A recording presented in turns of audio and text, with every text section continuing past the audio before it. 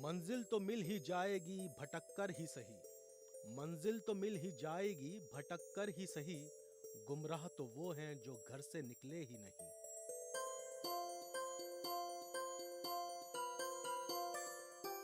मैं हूं सैयद जावेद नईम।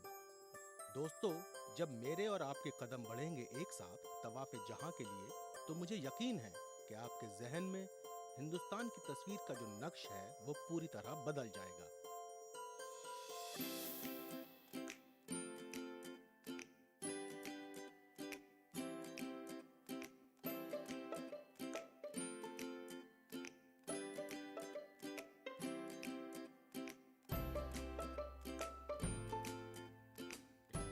तो आइए आज राजस्थान के कदीम और नामचीन शहर जयपुर का रुख करते हैं, जिसे तारीखदान ने कई नामों से नवाजा है। बादशाह के ताज का नायाब हीरा, हिंदुस्तान की रूह, गुलाबी शहर।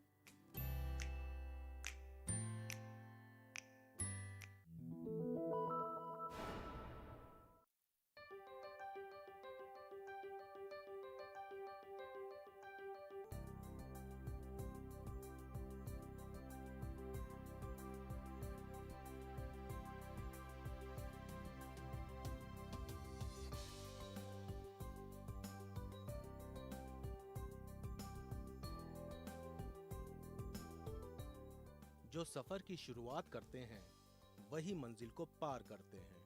एक बार चलने का हौसला रखो, मुसाफिरों का तो रास्ते भी इंतजार करते हैं।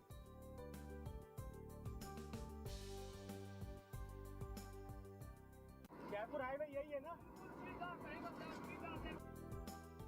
दिल्ली से जयपुर नेशनल हाईवे 8 का इस्तेमाल करके पहुंचा जा सकता है।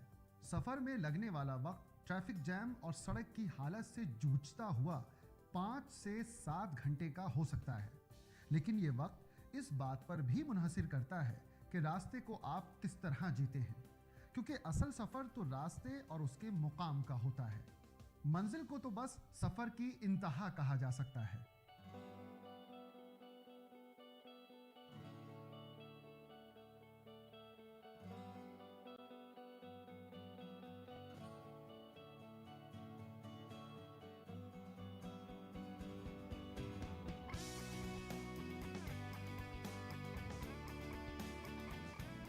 किसी भी सफर का एक अहम हिस्सा होता है रास्ते में रुक के अच्छा खाना खाना।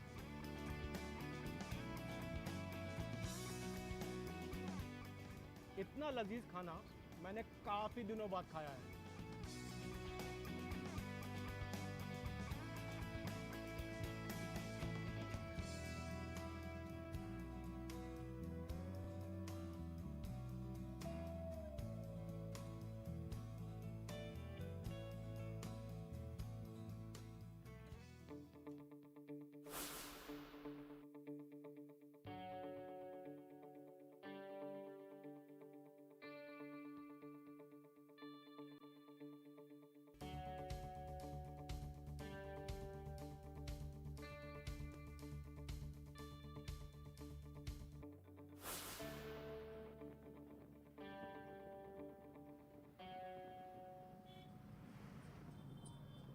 सरिया बलम पधारो महारे देश रे।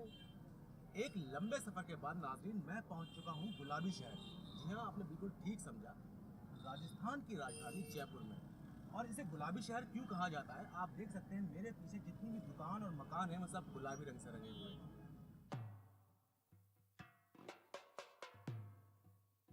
महारानी एलिजाबेथ और वेल्स के शहजादे जयपुर आए तो पूरे शहर को गुलाबी रंग से ढक दिया गया था। पर उनके लिए इससे भी हैरत अंगेज बात थी जयपुर का मंसूबा बंद शहर होना।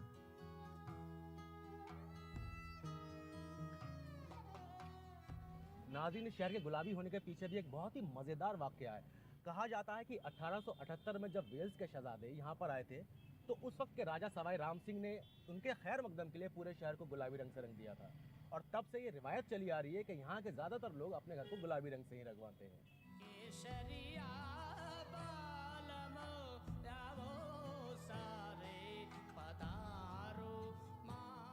जयपुर शहर का डिजाइन राजा जयसिंह के हुक्म पर विद्याधर भट्टाचार्य ने तैयार किया था।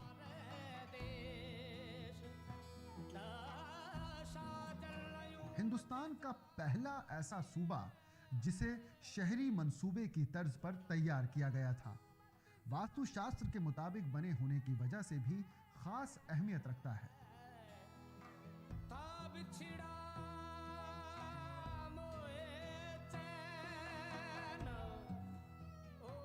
जयपुर एक लंबे वक्त से राजस्थान की दारुल उलूम है। जयपुर के लोग मौसीकी और फन को जितना पसंद करते हैं उतनी ही दखलंदाजी भी रखते हैं।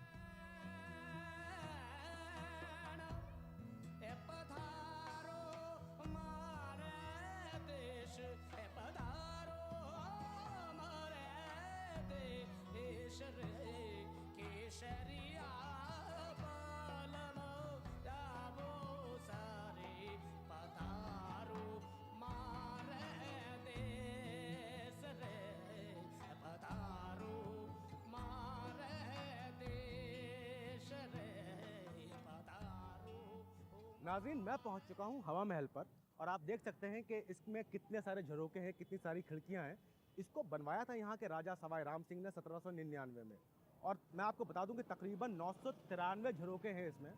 देखिए, इन झरोकों के बनाने का मकसद सिर्फ ठंडी हवा लेना ही नहीं था, बल्कि शाही घरानों की जो औरतें हुआ करती थी, अगर कभी उन्हें बाजार की तरफ देखना होता था तो बहुत आराम से इन खिड़कियों में बैठ के यहाँ से बाहर देखा करती थी, और बाहर वाले उन्हें कभी नहीं देख पाते थे।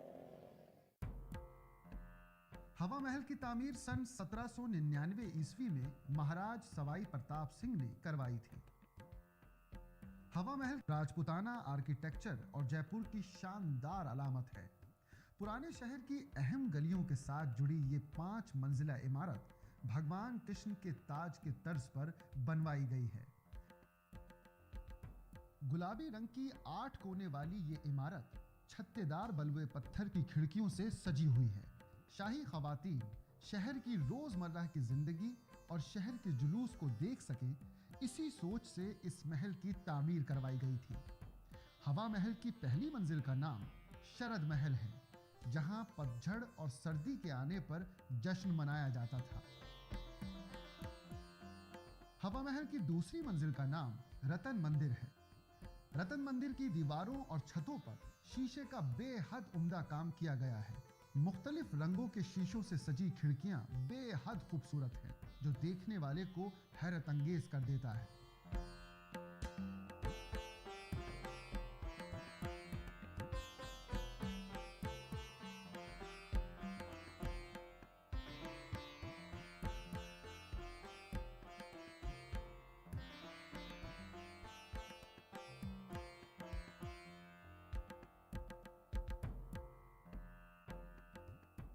तीसरी मंजिल को विचित्र मंदिर कहा जाता है, जो छत पर जाकर खुलती है।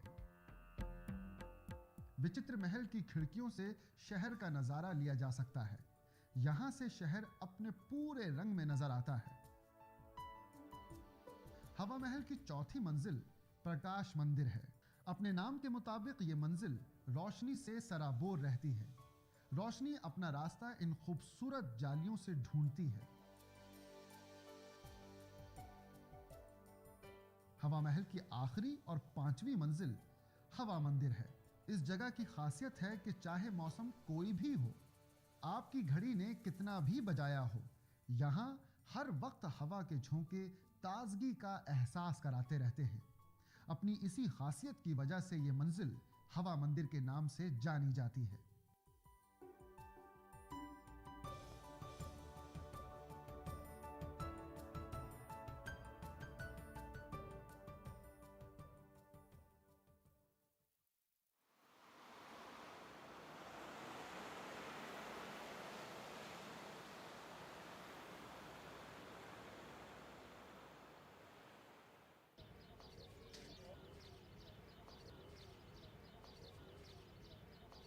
नाज़रीन, ये है यहाँ का एक और मशहूर महल, जल महल।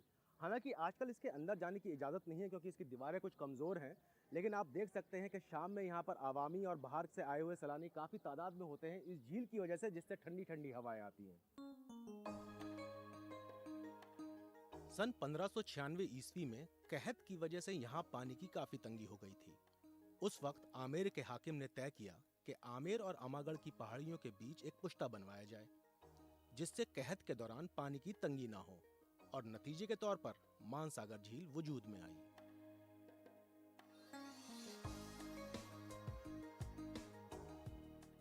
जल महल बनवाने की शायद ये भी वजह थी कि शाह को परिंदों का शिकार खेलने का जब भी दिल करता था, वो अपने वज़रा के साथ यहाँ आ जाते थे।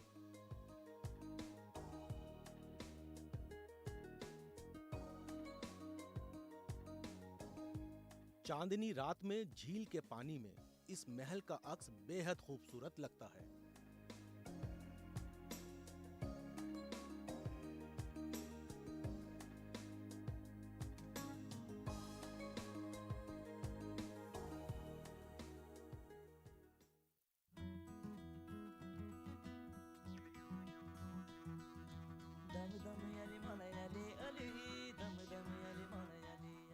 रात घिरते ही जयपुर की खूबसूरती और भी ज्यादा निखर जाती है। रात होते ही जयपुर के बाजार चमचमाने लगते हैं। जयपुर के बाजारों में उन खरीदारों की भीड़ अपने पूरे शबाब पर होती है जो खरीदारी करने के लिए रात की अहमियत और लुत्फ को पहचानते हैं।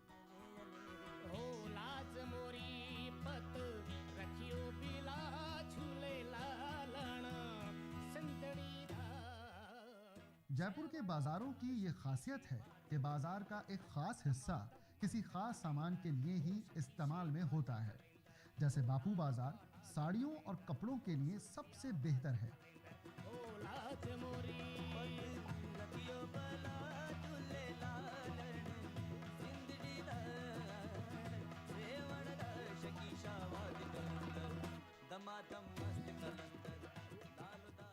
जयपुर मुख्तलिफ किस्म के कीमती पत्थर जौहर जवाहर के लिए भी बेहद मशहूर है। पुराने शहर के जुनूबी मशरक़ी हिस्से पर मुस्लिम आबादी वाले पहाड़गंज इन जौहर और कीमती पत्थर के खरीदो फरोख्त का अहम मरकज है। नाजरीन, जयपुर काफ़ी मशहूर है अपने कीमती पत्थरों और नगीनों के लिए। मैं काफ़ी देर से एक दुकान ढूंढने की कोशिश कर रहा था क्योंकि मुझे उसके बारे में कुछ मालूमात हासिल करनी थी।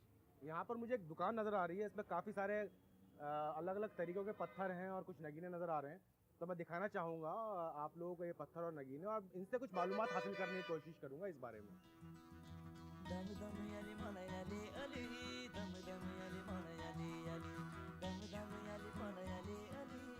आप मुझे ये बताइए कि ये काम क्या वाकई में काफ़ी बड़ा है जयपुर के अंदर? बहुत बड़ा है। तो जयपुर ही क्यों? क्योंकि ये शायद जहाँ तक मैंने सुना है जयपुर में ये पत्थर नहीं होते हैं। नहीं, जयपुर में नहीं होते, अलग अलग कंट्री से लेके आए जाते हैं। मतलब अलग अलग मुल्क से यहाँ पर आते हैं। यहाँ सिर्फ मैन्युफैक्चरिंग होती है। मुझे मतलब थोड़ा बताइए कि वो क्या कैसे होती है, क्या होता है। For example this is Ruby. अच्छा, ये बिल्कुल रफ है। मैं आपको दिखाना चाहूँगा। मुझे तो काफ़ी ताज्जुब हो रहा है इस पत्थर को देख के। ये रूबी है। काफ़ी लोगों की अंगूठियों में और काफ़ी लोगों के जेवरात में, अपने घर वालों के, अपने रिश्तेदारों के जेवरात में मैंने देखा है। ये बिल्कुल नहीं लग रहा है कि रूबी है, क्योंकि ये अभी पॉलिश नहीं हुआ है, इसकी कटिंग नहीं हुई है। अब मैं आपको दिखाऊंगा पॉलिश और कटिंग के बाद जो जयपुर के कारीगर हैं उनके हाथों से गुजरने के बाद ये किस तरीके से हो जाता है। एक होता है जस्ट पॉलिश, अच्छा, और ये एक होता कटिंग है के साथ। कटिंग वाला। तो अभी थोड़ी देर पहले मैंने एक खुरदुरा सा पत्थर देखा था, वो ये था। अब आप देख सकते हैं पॉलिश के बाद ये कितना अच्छा लग रहा है, कितना खूबसूरत है। ये कटिंग भी हुई हुई है, इस वाले में कटिंग और पॉलिशिंग दोनों हुई हुई है। मैं एक बार आपको फिर दिखाता हूँ कि वो असली पत्थर कैसा होता है। आप हैरत करेंगे दोनों पत्थरों को देख के कि असलियत में ये पत्थर ऐसे मिलता है और उसके बाद ऐसा हो जाता है। और ये कमाल कोई जादू नहीं है। यहाँ के कारीगर, जयपुर के कारीगर इतने अच्छे हैं कि उनके हाथों से गुजरने के बाद ये पत्थर इस शक्ल में आ जाता है। अच्छा, यहाँ जो रखे हुए हैं सब असली पत्थर हैं ये सेमी प्रीशियस है।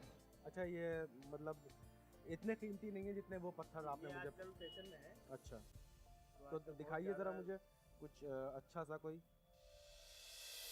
लेकिन ये क्या मतलब पूरा एमेथिस्ट, पूरा उतना ही एमेथिस्ट कीमती जितना आता है, या ये थोड़ा सस्ता है? ये सेमी प्रीशियस है। ये सेमी प्रेशियस है। ये इन पत्थरों की कीमत उतनी नहीं है और ये उतने असली भी नहीं है, मतलब नकली नहीं है लेकिन उतने असली भी नहीं है। ये असली तो है। इसमें दो कैटेगरी होती है। ये कैटेगरी के हिसाब से हैं, ये इनके वजन और सेमी प्रीशियस। हाँ। Semi precious. अच्छा, ये कितने का होगा ये वाला अगर लिया जाए? तकरीबन होगा 3000 का। ये 3000 रुपये का है। इससे आप पहन सकते हैं, इसे आपको ज़्यादा महंगा भी नहीं पड़ेगा। बल्कि वो छोटा वाला पत्थर दिखने में मुझे तो बिल्कुल अच्छा नहीं लगा, क्योंकि इतना छोटा सा पत्थर 1.5 लाख रुपए का, कम से कम बड़े पत्थर लिए दिखने में नज़र तो आएगा कैसा है।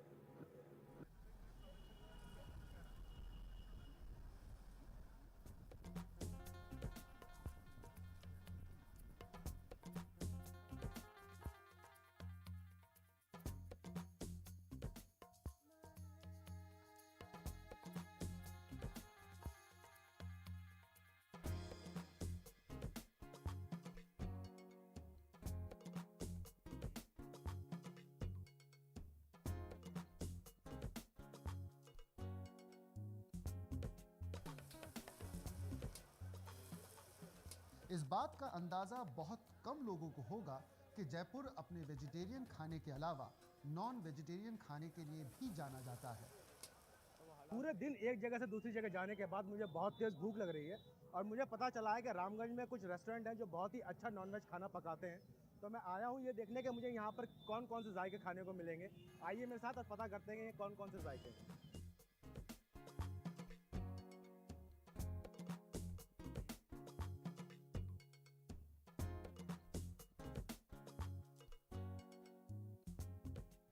लाल मांस एक पुरशौक पकवान है जिसका शोरबा सुर्ख होता है। ये आमतौर पर बकरी के गोश्त से तैयार किया जाता है। ये एक तीखा और मसालेदार सालन है। नाज़रीन, पूरे दिन की भागदौड़ के बाद मुझे बहुत तेज़ भूख लग रही थी, तो मैं इस जगह पर आया हूँ खाना खाने के लिए, और मैंने अपने लिए मंगवाया है चिकन फ्राई और ये लाल मांस, और मैं आपको बताऊँगा कि इसका जायका कैसा है।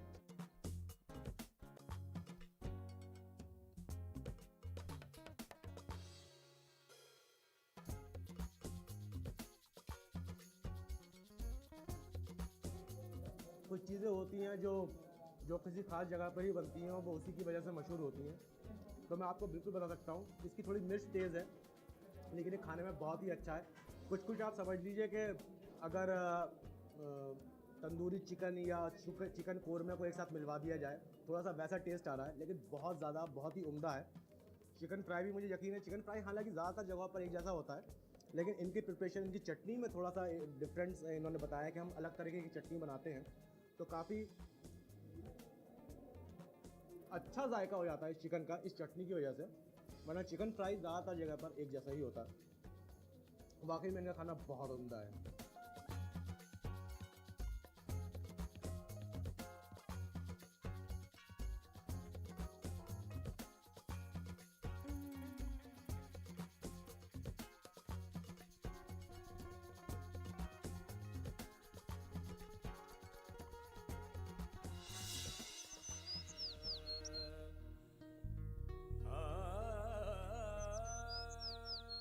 जयपुर में दस्तक दी है एक और नई सुबह ने, और ये मेरी खुशकिस्मती है कि इस नई सुबह ने मुझे एक खूबसूरत तोहफा दिया है, नाहरगढ़ किले से रूबरू होने का तोहफा।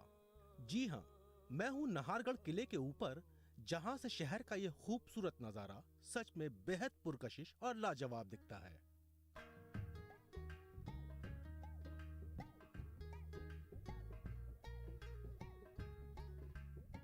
नाहरगढ़ किला जयपुर को घेरे हुए अरावली पहाड़ी पर बना हुआ है।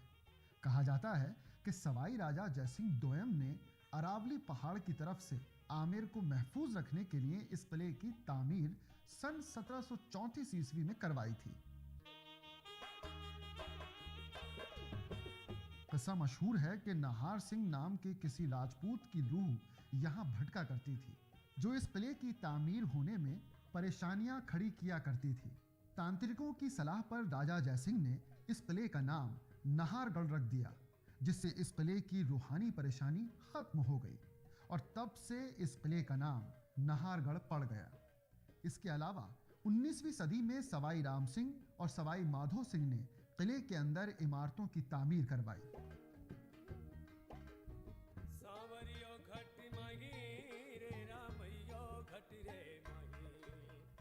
राजा सवाई राम ने अपनी 9 रानियों के लिए मुख्तलिफ रिहाइश बनवाई, जो किले के सबसे खूबसूरत हिस्सों में से एक हैं।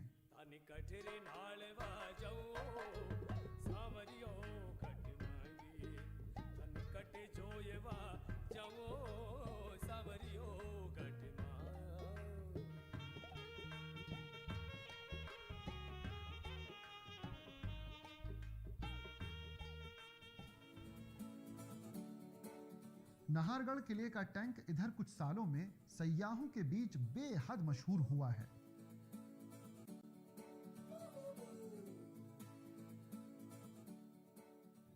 मशहूर फिल्म रंग दे बसंती की शूटिंग किले के इस टैंक में हुई थी।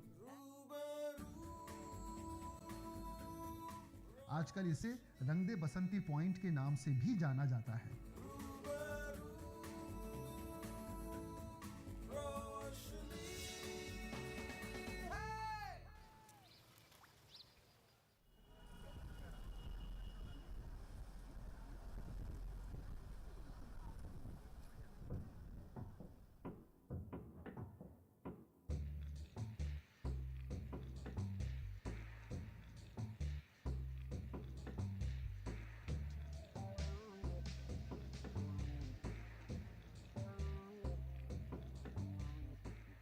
नाज़रीन, मैं जा रहा हूँ इस वक्त आमेर किले की तरफ, जो जयपुर का एक बहुत ही मशहूर किला है। इसे बनवाया था कछवाहा राजपूतों ने, जो ग्वालियर मध्य प्रदेश के रहने वाले थे और जिनकी हुकूमत वहाँ पर तकरीबन 800 साल रही। तो अभी मैं किले के अंदर जा रहा हूँ और देखता हूँ कि यहाँ की और क्या खुसूसियात हैं।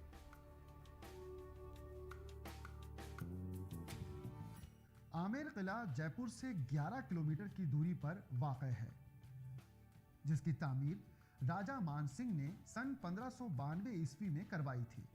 जयपुर से पहले राजस्थान की दारुल उलूम आमेर ही थी। अपने वसी दरवाजे की सफ और लंबे रास्ते के साथ यह किला ऐसे नजर आता है कि सामने मौजूद मावड़ झील की जानिब देख रहा हो। लाल बलुआ पत्थर और संगमरमर से बना यह किला अंदर से हिस्सों में बटा हुआ है। दीवाने आम, जो अवाम से मुलाकात और दरबार लगाने की सोच से तामीर कराया गया। दीवाने खास, जो राजा के खास मेहमानों के लिए तामीर कराया गया।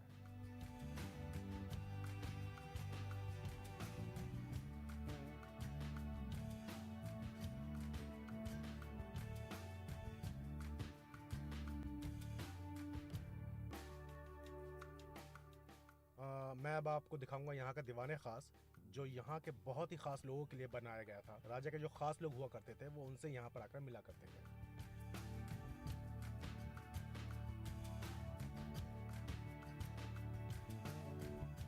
नाजरीन, यह है दीवाने खास, जहाँ पर राजा अपने खास लोगों से मिला करता था।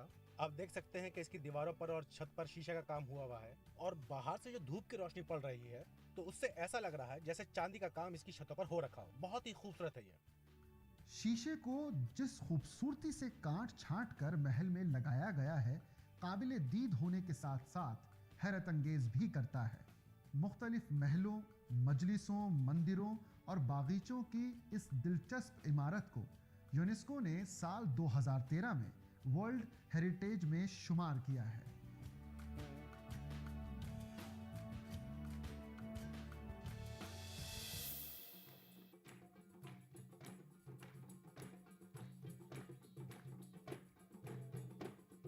जयपुर शाम होते ही अपने होटल्स, पैलेसेस और तहजीबी मरकज़ों के साथ मौसीकी के सुर में गूंज उठता है और जयपुर की हर एक तस्वीर जो दिन भर हमने देखी होती है फिर से जिंदा हो जाती है।